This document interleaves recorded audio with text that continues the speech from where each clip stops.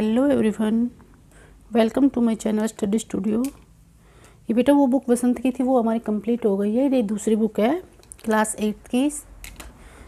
8 की chapter number 1 है अहमदनगर का किला।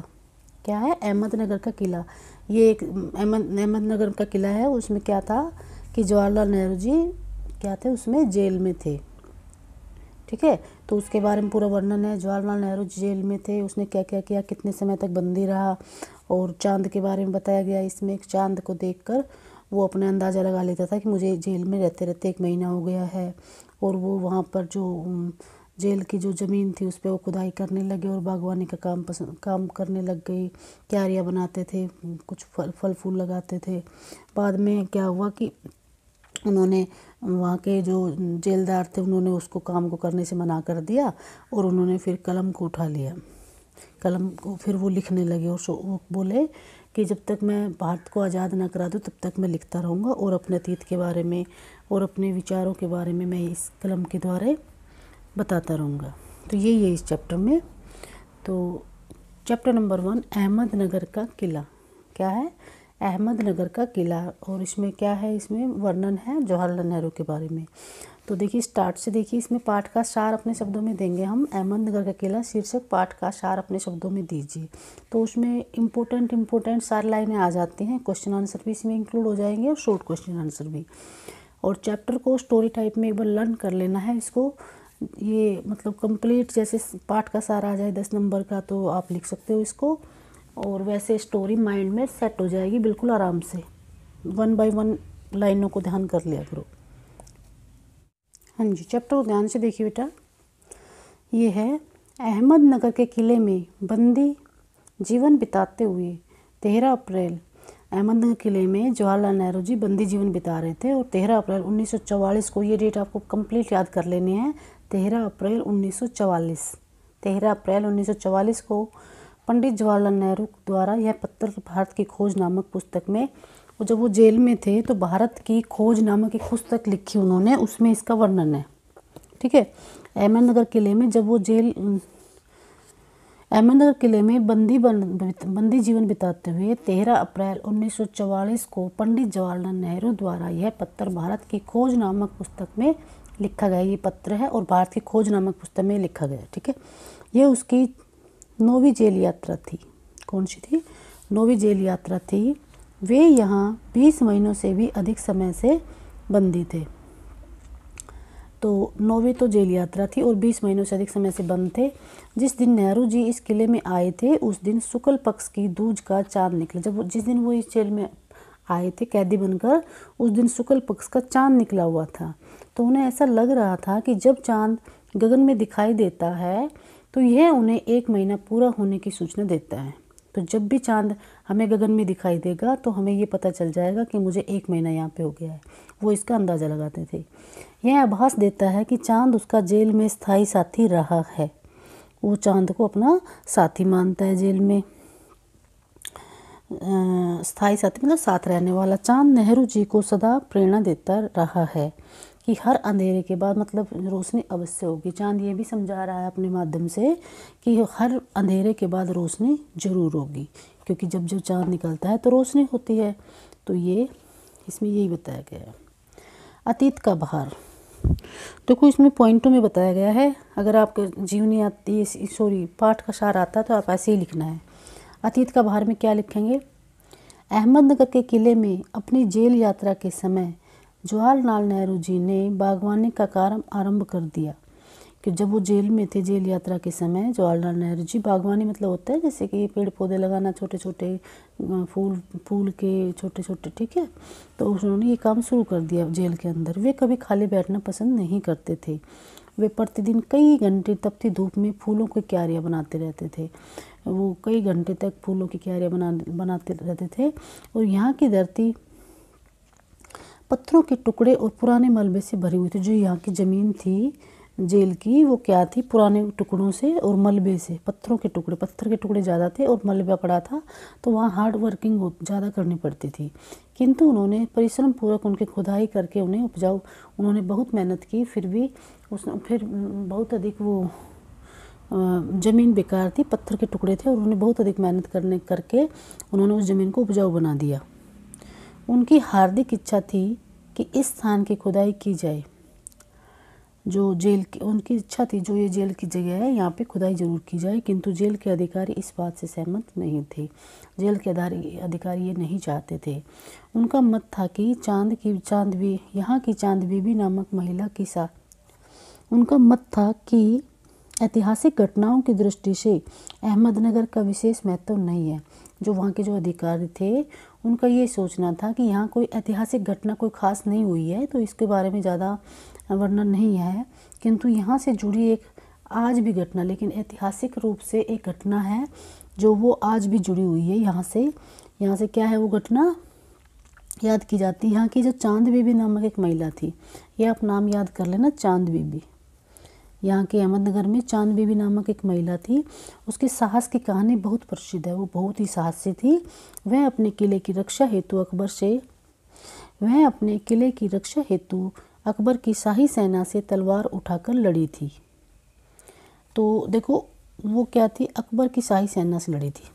वो जो क्या नाम था उसका, चांद बीबी नामक महिला थी। वो अपनी सुरक्षा के लिए इस किले की सुरक्षा हेतु किले की सुरक्षा के लिए ऐसे, ये देखो ये अक्षर याद कर लेना, किले की सुरक्षा के लिए अकबर की शाही सेना से तलवार लेकर लड़ी थी, लेकिन अंत में उसकी हत्या उसी के किसी आदमी ने कर दी थी। ये पॉइंट मैंने ना डाल दी ना, इनको याद करना है आपको। नेहरू जी की इच्छा थी कि किले के आसपास की ज़मीन की खुदाई करके पुरानी इमारतों के टुकड़ों की खोज की जाए, किंतु जेल के अधिकारियों ने नेहरू जी की इच्छा थी कि यहाँ पर बहुत सारे पुराने टुकड़े पड़े हुए हैं, बहुत इनकी खुदाई की जाए और उनके इमारतों के टुकड़े निकाले जाए। लेकिन नेहरू जी क्या थे, वो चाहते थे, लेकिन वहाँ के अधिकारियों ने ये उनको इजाज़त नहीं दी, उन्होंने उनको खुदाई नहीं करने दी। उन्होंने कुदाल छोड़कर कलम उठा ली। फिर उन्होंने खुदाई नहीं करने दी तो उन्होंने क्या किया, कलम को उठा लिया और खोदने वाली जो कुदाल होती है ना, उसको कस्सी वगैरह उसको छोड़ दिया।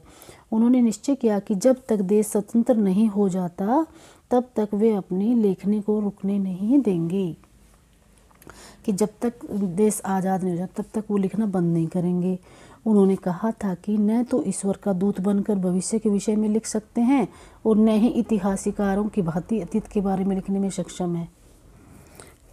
उन्होंने कहा कि वे न तो ईश्वर का दूत बनकर भविष्य के विषय में लिख सकते हैं, कि ईश्वर का दूत हूँ, मुझे तो बस भविष्य के बारे में पता है, यानी कि वो कहा न तो मैं भविष्य के बारे में लिख सकता हूँ और न ही इतिहासकारों की भांति अतीत के बारे में लिखने में मैं सक्षम हूँ, यानी कि मैं इतिहासकारों की भांति भी लिखने में सक्षम नहीं, मैं एक नॉर्मल इंसान हूँ। वे तो केवल वर्तमान विचारों के, मैं क्या कर सकता हूँ, वर्तमान विचारों के और अतीत के विचारों को जोड़कर उनके विषय में लिखना, जो पुराने विचार पहले के पता था और आज के जो पता है उनको जोड़कर लिख देते थे, लिखना चाहते थे। आगे है अतीत का दबाव। पंडित जी कहते हैं, जवाहरलाल नेहरू पंडित जी कहते हैं, जिन लोगों की सभ्यताएं बहुत पुरानी होती हैं उन्हें अच्छा या बुरा दोनों प्रकार का दबाव अभिभूत होता है। मतलब जो बहुत पुरानी सभ्यताएं हैं, जैसे बहुत पुरानी कोई भी सभ्यता है तो उसको अच्छा भी और बुरा भी दोनों प्रभाव मिलते हैं। वे अपनी विरासत में विषय में विचार करते हैं। वे अपनी विरासत के विषय में विचार करते हैं कि उन्होंने पिछले हजारों वर्षों में जो कुछ भी मानवता से प्राप्त किया है, क्या वही उनकी विरासत है। वो ये सोचते हैं कि जो बहुत सारे हजारों वर्षों पहले कुछ भी मानवता से जो हम लोगों ने प्राप्त किया है, मानवता से मतलब जो ऐतिहासिक चीज़ें हैं, ऐसी बातें हैं, क्या वही हमारी विरासत हैं। वे स्वयं को मानव की विजयों का उल्लास, वो स्वयं को क्या मानते हैं, मानव की विजयों का उल्लास मानते हैं, पराजय की पीड़ा को मानते हैं और साहसिक कार्यों के आनंद का भागीदार मानते हैं। वे भारत की विरासत में एक विशेष बात देखते हैं। वो भारत की विरासत, ये मेन बात है ना, इनको याद भी करनी है और समझनी भी है। वे भारत की विरासत में एक विशेष बात देखते हैं, ये बड़ी अच्छी लाइन है, और उस विशेष बात के विषय में ही लिखना चाहते हैं। जो विशेष बात देखते हैं ना विरासत के रूप में, उसी के बारे में वो लिखना चाहते हैं। तो ये तो था इसका चैप्टर, इसका पाठ का सार। अब हम इसके क्वेश्चन आंसर करेंगे। क्वेश्चन 7 है और MCQ है, तो बिल्कुल धीरे धीरे करेंगे, बिल्कुल उसी समय याद हो जाएंगे, आपको रट्टा मारना नहीं है। देखिए, जवाहरलाल नेहरू स्वतंत्रता आंदोलन के समय कितनी बार जेल गए थे और अहमदनगर के किले में वे कितने महीने बंदी रहे थे। तो कितनी बार जेल गए थे? 9 बार, और 20 महीने तक वो बंदी रहे थे। तो देखिए जवाहरलाल नेहरू स्वतंत्र आंदोलन के समय कुल 9 बार जेल गए थे और वो अहमदनगर के किले में 20 महीने से भी अधिक समय तक बंदी रहे थे। ठीक है, आपको 9 और 20 याद करने हैं। अहमदनगर के किले में रहते हुए नेहरू जी ने कौन सा कार्य आरंभ किया? ये सबको पता है, उसने बागवानी का काम शुरू किया था। तो अहमदनगर के किले में रहते हुए नेहरू जी ने बागवानी का कार्य आरंभ कर दिया था। उन्होंने तपती धूप में और कड़ी मेहनत करके फूलों की क्यारियाँ बनाई थी। वहाँ की ज़मीन तो बहुत पथरीली थी, बहुत मिट्टी थी, बहुत रेत वो था, लेकिन फिर भी उन्होंने बहुत मेहनत करके क्यारियाँ बनाई। उन्होंने पथरीली धरती को खोद खोद कर उपजाऊ बना दिया। बड़ा इजी एक चैप्टर में समझ में आ गया था ये। अहमदनगर के किले के साथ कौन सी ऐतिहासिक घटना जुड़ी हुई? वो चांद बीबी वाली कहानी बतानी है। इसमें कौन सी घटना ऐतिहासिक है? वैसे तो इसमें कोई खास ऐतिहासिक घटना अहमदनगर के किले की नहीं है, बट ये चांद बीबी वाली बतानी है आपको। अहमदनगर के किले के साथ एक सुप्रसिद्ध ऐतिहासिक घटना जुड़ी हुई है। आपको ऐसे कैसे ध्यान नहीं रहती तो आप ऐसे भी लिख सकते हो। अहमदनगर के किले के साथ एक बहुत ही प्रसिद्ध घटना जुड़ी हुई है। इस घटना के साथ चांद बीबी की बहादुरी की घटना है और उसकी मृत्यु की घटना भी जुड़ी हुई है। इसमें क्या है? इस किले के साथ चांद बीबी की बहादुरी की और मृत्यु की घटना जुड़ी हुई है। चांद बीबी ने क्या किया था? चांद बीबी ने स्वयं तलवार उठाकर अकबर की शाही सेना से मुकाबला किया था, लेकिन वहाँ करके उस किले की सुरक्षा की थी, लेकिन किसी उसके खुद के उसके चांद बीबी की हत्या उसके अपने ही किसी आदमी ने कर दी थी। ठीक है, ये चैप्टर में आ गए थे, वैसा का वैसा है, कुछ नहीं है। लेखक की खुदाई में क्या मिला? लेखक को खुदाई में क्या मिला और उसे यह कार्य क्यों रोक देना पड़ा? तो लेखक को क्यारियों की खुदाई करते समय जमीन की सतह पर बहुत नीचे दबे हुए प्राचीन दीवारों के हिस्से मिले थे। ठीक है, वहाँ की ज़मीन थी, वहाँ पर प्राचीन जो दीवारें होती हैं उनके हिस्से मिले थे, लेकिन कुछ गुंबदों और इमारतों के ऊपरी हिस्से ही दिखाई दिए थे, मतलब थोड़ा थोड़ा ही दिखाई दिया था। वे और अधिक खुदाई करना चाहते थे, किंतु उनके पास अच्छे औजार नहीं थे। साथ ही जेल के अधिकारियों ने इस कार्य की अनुमति नहीं दी। फलस्वरूप नेहरू जी को कार्य रोकना पड़ा। तो आपको क्या बताना है, क्या क्या मिला था उसको खुदाई करते समय? नीचे दबे हुए प्राचीन दीवारों के हिस्से, एक तो ये पॉइंट याद कर लो। ठीक है, उसके उन्हें कुछ गुंबद और इमारतों के ऊपरी हिस्से भी दिखाई दिए। ठीक है, ये भी करनी है। और वे अधिक खुदाई करना चाहते थे, किंतु उनके पास अच्छे, वो और ज़्यादा खोदना चाहते थे, लेकिन उनके पास ना तो अच्छे हथियार थे और ना ही अधिकारियों ने इसकी परमिशन दी, इसलिए उसको अपना काम रोकना पड़ा।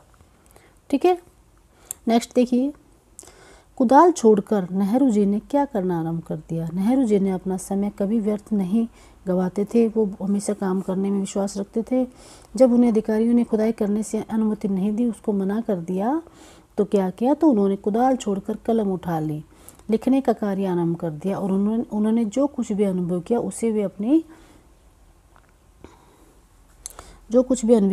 अपने शब्दों में उतार देना चाहते थे। और वो कहते थे, जब तक देश आज़ाद न होगा मेरी ये कलम नहीं रुकेगी।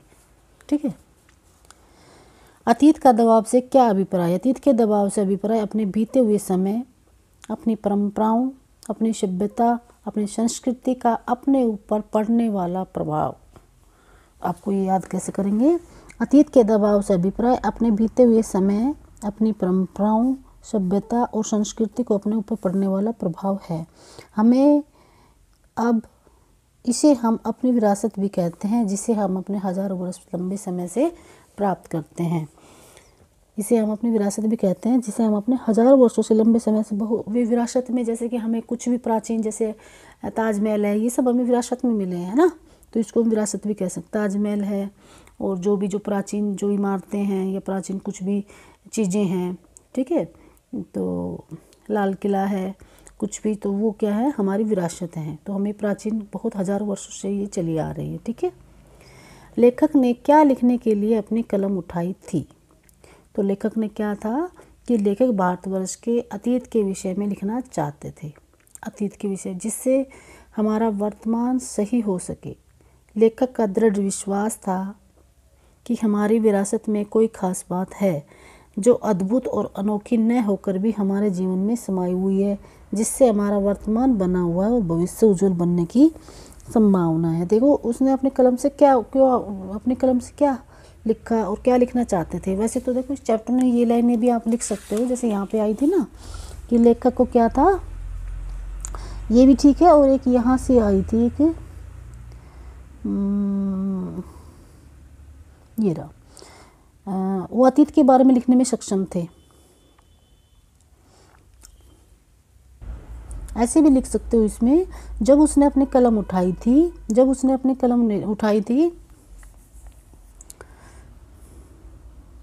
तो उन्होंने कहा था जब तक स्वतंत्र नहीं हो जाता देश तब तक मैं लिखता रहूँगा, अपने लेखनी को रुकने नहीं देंगे।